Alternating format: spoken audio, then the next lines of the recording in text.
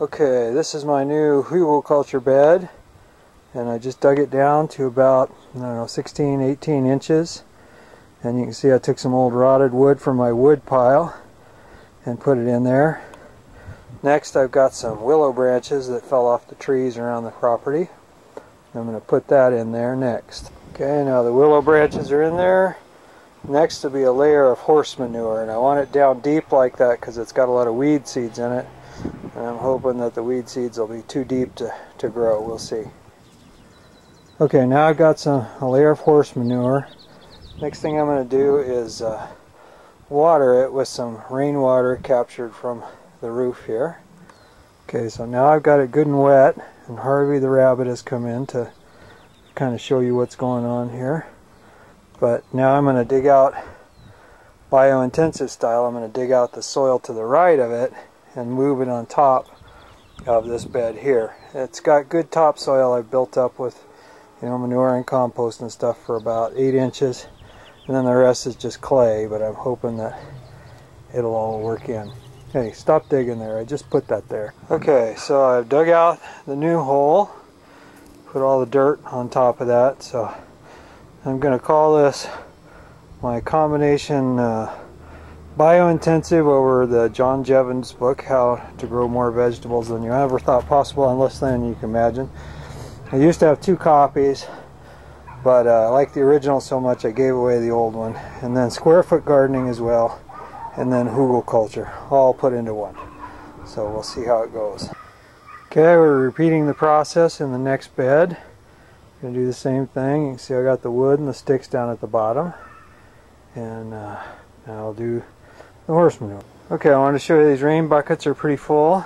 I have them under the eave of the house, and we normally don't get that much water, but we had a big late season snowstorm, so I'm about to pour one of them on this new part of the bed just to get it lots of water so the decomposition process can get going. Okay, last one for today, and I just wanted to say, if D31 is listening to this, lighten up, man. You're starting to sound like Yankee Prepper. So I put a little stick there to show me how far I've gone in this bed, and I've dug it out. I've got the wood down there, and now I'm going to go through the other steps. Manure, poured in a bucket of rainwater. Now I'm going to take the buckets of topsoil that I dug out of the first hole, put them in the last hole. And when I get this done, it'll probably be pretty flat, because around here, the way the wind blows, anything that sticks up gets blown away, including mulch or anything else. So that's why I make my beds flat, and they go down instead of up. You can see I flattened out the surface with a rake, got it as flat as I can. Now I've got my compaction board on there, and I'll go over and step on it and pack it down just to kind of settle it down. Okay, here I've got some pea seeds in the little container that I saved from last year. I can't remember what they are, but I think they're non-hybrid, pretty sure. And that's my square foot stick, and that's how I measure out my square feet, because I don't have a grid. I know this isn't Mel's mix, but I do use Mel to a degree, and I have 2 copies of his book as well. So I'm going to plant my peas. I don't plant a lot because I'm the only one in the family that will eat them, so this will be plenty for me. Alright, I know it's hard to see, but there's a stick right here, and then another one over there, and another one over there that mark where I've planted already, so that I know when I come out later that that's where I stopped. What I've done is I've mulched it down with straw, which I know is going to blow away within 2 or 3 days, but yeah, that's the price you pay when you're gardening at 5,000 feet elevation. And I put some wood down there to kind of try and hold it down, at least for a couple of days. And we'll see how it goes.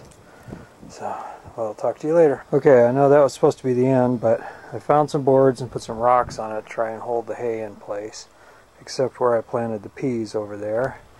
And then this bucket right here was dirt that I dug out of the bed, and I found a potato while I was doing my double dig, so I went ahead and planted it.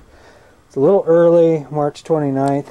It'll probably freeze and not do anything, but yeah, it was free. What the heck. One more thing, the rabbit's about to be locked out of the garden space, If your rabbit can get in here and your peas are up, you will have no peas to eat.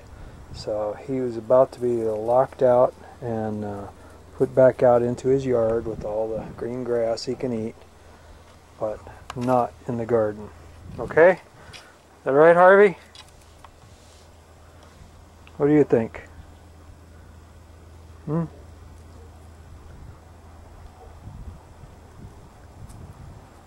Ah, he's stepping in my bed!